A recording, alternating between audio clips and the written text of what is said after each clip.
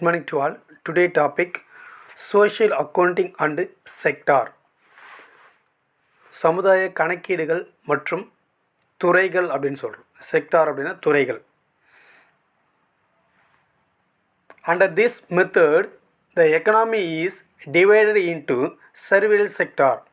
இந்த social accounting மெத்தட்ஸில் economics அப்படின்றத ஒரு சர்வியல் செக்டாராக டிவைட் பண்ணியிருக்காங்க, பல துறைகளாக டிவைட் பண்ணியிருக்காங்க. A sector is a group of individuals or institutions of having common interrelated economic transactions. The economy is divided into the following sectors. Social accounting, சமுதாய கணக்கீடுகள். இந்த சமுதாய கணக்கீடுகளில் எக்கனாமிக்ஸ் அப்படின்றத சர்வியல் செக்டார்ஸாக டிவைட் பண்ணியிருக்காங்க. பலவிதமான வகைகளை என்ன பண்ணியிருக்காங்க அப்படின்னு பார்த்தீங்கன்னா செக்டார்ஸை வகைப்படுத்தியிருக்காங்க. அது என்னவா இருக்கும் அப்படின்னு பார்த்தீங்கன்னா, first one individuals or group அப்படின்னு சொல்கிறோம். ஒரு தனிப்பட்ட நபராகவோ அல்லது பல நபர்கள் இணைந்த ஒரு குழுவாகவோ செக்டார் அப்படின்னு டிவைட் பண்ணியிருக்காங்க.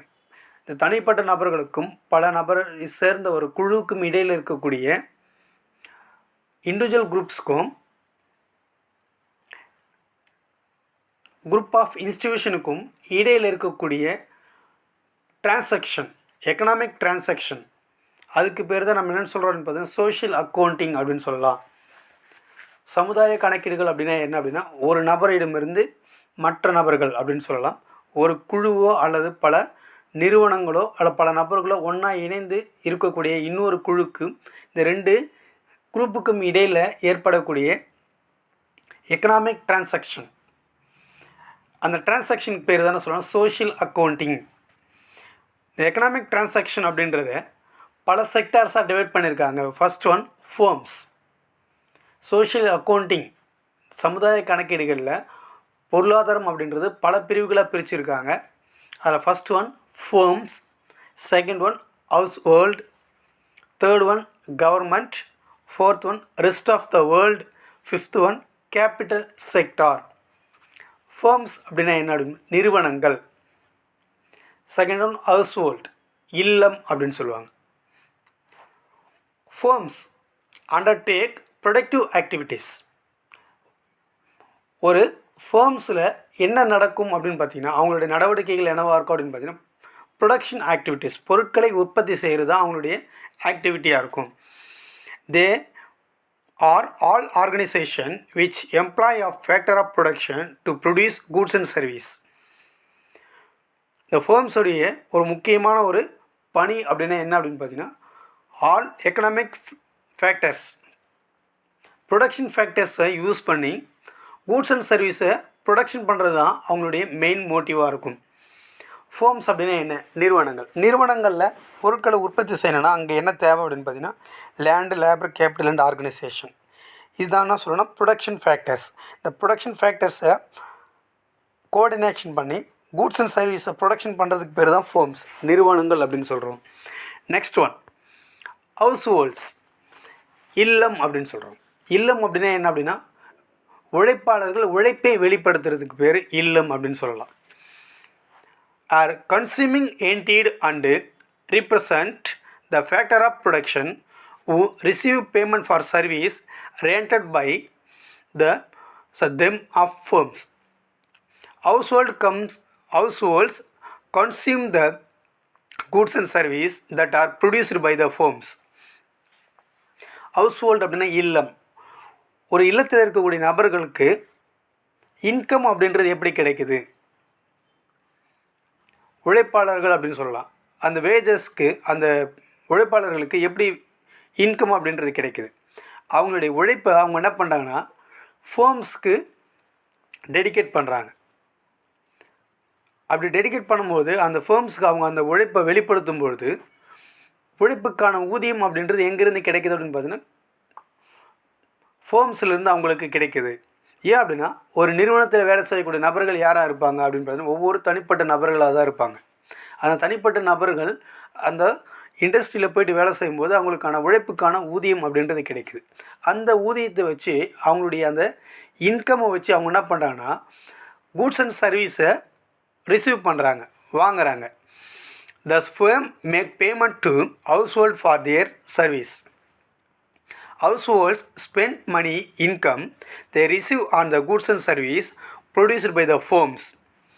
This is a circular flow of money between these two groups. Income அப்படின்றது ஒரு ரெண்டு குரூப்புக்கு இடையில் வந்து ஃப்ளோ ஆகுது. ஃபோம்ஸ் அண்டு ஹவுஸ் ஹோல்டு அப்படின்னு சொல்கிறோம். ஹவுஸ் ஹோல்டு அப்படின்னா யார் அப்படின்னு பார்த்தீங்கன்னா இல்லம், ஒரு இல்லத்தில் இருக்கக்கூடிய நபர்கள். ஃபோம்ஸ் அப்படின்னா என்ன அப்படின்னு நிறுவனங்கள். இப்போ இந்த இல்லத்தில் இருக்கக்கூடிய நபர்கள் தான் நிறுவனத்திற்கான உழைப்பாளர்களாக அவங்களுடைய பணியை என்ன பண்ணுறாங்கன்னா கொடுக்குறாங்க.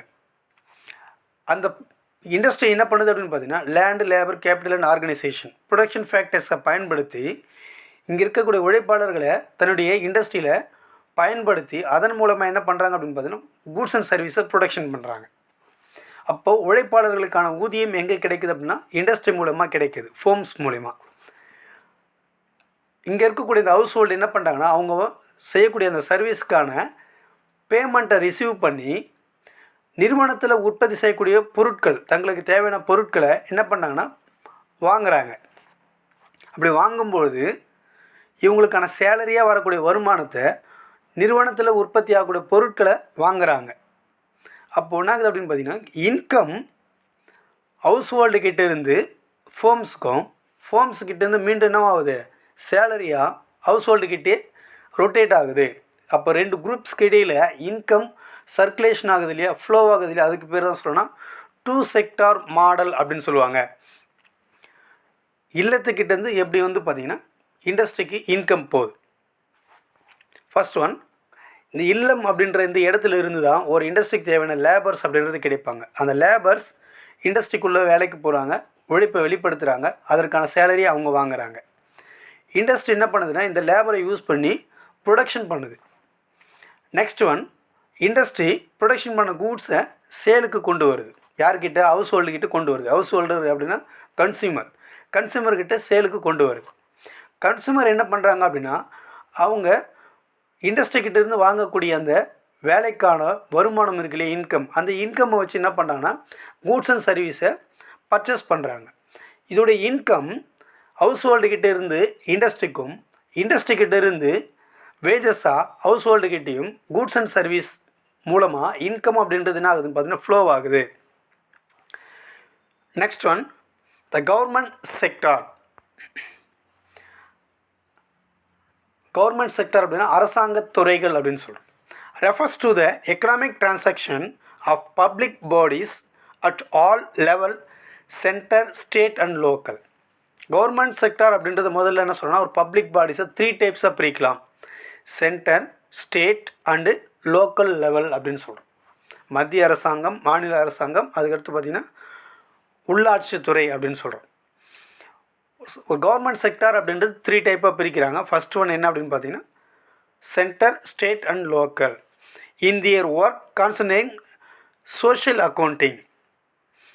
இது எதுக்காக அப்படின்னா சமுதாய கணக்கீட கொண்டு வரதுக்காக தான் இந்த கவர்மெண்ட் செக்டார் அப்படின்றத ஒரு 3 கேட்டகரியை டிவைட் பண்ணுறாங்க. ஹெட்டி அண்டு பீகாக் அப்படின்ற 2 எக்கனாமிக்ஸ்ட்டு இந்த கவர்மெண்ட் செக்டாருக்கு சில டெஃபினிஷன்ஸ் கொடுத்துருக்காங்க. First one, government as a collective. Government அப்படின்றது என்னென்னா ஒரு கலெக்ட் பண்ணக்கூடிய பர்சன் அப்படின்னு சொல்கிறாங்க. இது எல்லாரையும் ஒன்று சேர்க்கக்கூடிய ஒரு நபருக்கு பேர் தானே சொல்லணும் கவர்மெண்ட் அப்படின்னு சொல்கிறோம். ஒரு நாட்டில் இருக்கக்கூடிய மொத்த மக்களையும் ஒன்று சேர்க்கக்கூடிய ஒரு துறை தான் என்ன அப்படின்னா government. Hetty and Peacock have defined government as a collective person that purchase goods and service from firms. ஒரு அரசாங்கம் என்ன பண்ணுதுன்னா ஒரு நாட்டில் இருக்கக்கூடிய எல்லா மக்களையும் ஒன்று திரட்டி ஒரு இண்டஸ்ட்ரியில் உற்பத்தி ஆகக்கூடிய கூட்ஸ் அண்ட் சர்வீஸை பர்ச்சேஸ் பண்ண வைக்குது. This purchase may be financed through taxation, public borrowing or any other physical means. ஒரு கவர்மெண்ட்டுக்கான இன்கம் அப்படின்றது எப்படி கிடைக்குது? பப்ளிக்கிட்டேருந்து கிடைக்குது, ஃபினான்ஷியல் இன்ஸ்டிடியூஷன்லேருந்து கிடைக்குது. First one tax. பப்ளிக்கிட்டேருந்து டேக்ஸை இம்ப்ளிமெண்டேஷன் பண்ணி அதன் மூலமா ஒரு கவர்மெண்ட்டுக்கான இன்கம் அப்படின்றது கிடைக்குது. Next one public borrowing. பொதுமக்களிடமிருந்து கடன் வாங்குது ஒரு கவர்மெண்ட் அப்படின்றது. Next one, any other physical means. World பேங்காக இருக்கலாம், இல்லை மற்ற பகுதிகளில் இருந்து கவர்மெண்ட் என்ன பண்ணுது, ஃபினான்ஷியல் இன்ஸ்டிடியூஷன்ஸ் மூலமாக கடன் அப்படின்றத வாங்குது. The main function of the government is to provide social goods like defence, public health, education and extras. ஒரு கவர்மெண்ட்டுடைய மெயின் ஃபங்க்ஷன் அப்படின்னா என்ன? மக்கள்கிட்டேருந்து வரக்கூடிய இந்த இன்கம்மை டேக்ஸ் மூலயமாகவும், அதுக்கடுத்து பார்த்தீங்கன்னா பெனால்ட்டி மூலமாகவும், சில தண்டனைகள் மூலமாக என்ன பண்ணுறாங்க, பனிஷ்மெண்ட் மூலமாகவும், பொதுமக்களிடமிருந்து கடன் வாங்குறது மூலமாகவும் ஒரு கவர்மெண்ட்டுக்கு இன்கம் அப்படின்றது கிடைக்குது. அந்த இன்கம்மை வச்சு கவர்மெண்ட் என்ன பண்ணுதுன்னா மக்களுக்கு சில சேவைகளை செய்யுது. அதுதான் ஒரு கவர்மெண்ட்டு முக்கியமான மெயின் ஃபங்க்ஷன் அப்படின்னு சொல்லலாம். பப்ளிக் ஹெல்த், டிஃபென்ஸ், ஒரு நாட்டுக்கு பாதுகாப்பை ஏற்படுத்துறதும் மக்களுக்கான சுகாதாரத்தை கொடுப்பதற்காகவும், அதுக்கடுத்து பார்த்திங்கன்னா எஜுகேஷனை கொடுக்கறதுக்காகவும் ஒரு கவர்மெண்ட்டு மக்களிடமிருந்து டேக்ஸ் மூலமாகவும், பெனால்ட்டி மூலமாகவும், பனிஷ்மெண்ட் மூலமாகவும், பாரோவிங் மூலமாகவும் இன்கம் அப்படின்றத ரிசீவ் பண்ணுது ஒரு கவர்மெண்ட். அந்த ரிசீவ் பண்ண இன்கம் மூலிமா கவர்மெண்ட்டு மக்களுக்கு மீண்டும் என்ன பண்ணுது, செலவுகள் செய்கிறாங்க. அது எதற்காக அப்படின்னா மக்களுடைய நன்மைக்காக, மக்களுடைய சோஷியல் வெல்ஃபேருக்காக defence, public health and education மூலமாக அதை மக்களுக்கு கொடுக்குறாங்க. This means satisfying the collective wants of society. However, public enterprise like post office and railway are separate from the government sector and include the firms. Government செக்டாரில் இல்லாத ஒரு 2 விதமான துறைகள் இருக்குது. ஒன்று என்ன அப்படின்னு பார்த்தீங்கன்னா ரயில்வே, இன்னொன்று பார்த்தீங்கன்னா போஸ்ட் ஆஃபீஸ் அப்படின்னு சொல்கிறோம். இந்த போஸ்ட் ஆஃபீஸும் ரயில்வேவும் செப்பரேட்டாக இருக்குது. எதில் சேரல, கவர்மெண்ட்டுடைய கண்ட்ரோலில் வராமல் தனிப்பட்ட முறையில் இயங்கக்கூடியதாக இருக்குது. Next one, rest of the world sector. International economic transaction, ஒரு நாட்டிலேருந்து இன்னொரு நாட்டுக்கு இன்கம் அப்படின்றது டிரான்சாக்ஷன் ஆகுது. ஒன்று அது எப்படி நடக்கலாம் அப்படின்னா எக்ஸ்போர்ட் அண்ட் இம்போர்ட் மூலமாக ஒரு கண்ட்ரியிலிருந்தும் அனதர் கண்ட்ரிக்கு இன்கம் அப்படின்றது டிரான்சாக்ஷன் ஆகுது. Relates to international economic transaction of the country that contains income, export and import transaction, external loan transaction and allied overseas investment income and payment. ஒரு கண்ட்ரிலேருந்து இன்னொரு கண்ட்ரிக்கு income transaction ஆகிறதுக்கு முக்கியமான காரணம் என்ன அப்படின்னா export and import, external import and external export. Next one, external loan, வெளிநாடுகளிலிருந்து கடன் வாங்கிறது. அதுக்கடுத்து பார்த்திங்கன்னா மற்ற விதமான பணிகள் மூலமாக ஒரு கவர்மெண்ட்டுக்கு இன்வெஸ்ட்மெண்ட்டு கிடைக்கலாம். Next one, capital sector. Capital sector அப்படின்னா என்ன? முதலீட்டு துறைகள் அப்படின்னு சொல்லுவாங்க. இன்வெஸ்ட்மெண்ட் பண்ணுறது, ஏதாவது ஒரு இண்டஸ்ட்ரிக்காகவும் இல்லை ஏதாவது ஒரு பிஸ்னஸ் ஸ்டார்ட் பண்ணுறதுக்காகவும் ஒரு கவர்மெண்ட்டு இன்வெஸ்ட்மெண்ட் பண்ணலாம், இல்லை ஒரு இண்டிவிஜுவல் பர்சன் பண்ணலாம், இல்லை ஒரு பிஸ்னஸ்மேன் பண்ணலாம். Capital sector refers to saving and investment activities. Capital sector அப்படின்னாவே என்ன அப்படின்னு பார்த்தீங்கன்னா சேவிங் அண்ட் இன்வெஸ்ட்மெண்ட் ஆக்டிவிட்டீஸ், சேமிப்பு மற்றும் முதலீட்டு சார்ந்த நடவடிக்கைகளுக்கு பேர் என்ன சொல்லணும்னா capital sectors. It include the transaction of banks, insurance corporation, financial house and other agencies of money market. சேவிங்ஸும் இன்வெஸ்ட்மெண்ட்டும் மேக்ஸிமம் எங்கெங்கெல்லாம் நடக்கும், எப்படி அந்த டிரான்சாக்ஷன் அப்படின்றது நடக்குது? பேங்க்ஸ் மூலமாக சேவிங்ஸ் அண்ட் இன்வெஸ்ட்மெண்ட் அப்படின்றது நடக்குது. Insurance and corporation, financial houses, இதுதான் பார்த்திங்கன்னா கேபிட்டல் செக்டருக்கான ஒரு main agency of money market அப்படின்னு சொல்லலாம். These are not included under firms. இந்த கேபிட்டல் செக்டார் அப்படின்றது ஒரு நிறுவனமாக கணக்கில் எடுத்துக்கொள்ளப்படாது. ஏன் அப்படின்னு பார்த்தீங்கன்னா இது ஒரு நிறுவனம் அல்ல, இது ஒரு துறை அப்படின்னு சொல்லலாம். This agencies merely provide financial assistance to the firms activities. இது ஏன் பார்த்தீங்கன்னா ஒரு ஃபோம்ஸாக நம்ம இதை நம்ம இன்க்ளூட் பண்ணுறது இல்லை அப்படின்னு பார்த்தீங்கன்னா இது ஒரு ஃபினான்ஷியல் ஏஜென்சி. இது ஒன்லி ஃபோம்ஸ்க்கான ஃபினான்ஷியலை ப்ரொவைட் பண்ணுறது மட்டும்தான் இந்த கேபிட்டல் செக்டருடைய மெயின் மோட்டிவாக இருக்குமே தவிர இது ஒரு நிறுவனமாக கருதப்படாது.